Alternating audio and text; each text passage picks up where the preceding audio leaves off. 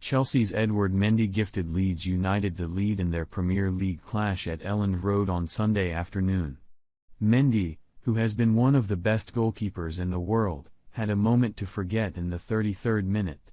Chelsea won possession back and Thiago Silva passed the ball back to Mendy. Mendy had Brendan Aaronsen charging him down, but, instead of hoofing the ball clear, he tried to go around his opponent.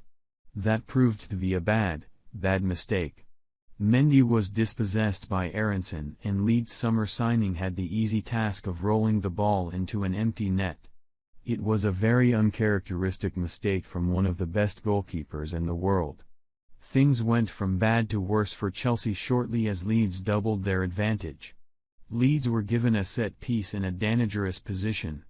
Jack Harrison swung the ball in and Jack Harrison rose above Reece James and guided his header into the bottom corner. There were no further goals for the remainder of the half as Leeds went into the halftime break with a 2-goal advantage. Chelsea need to improve drastically if they are to make a comeback and get anything from the match. More to follow.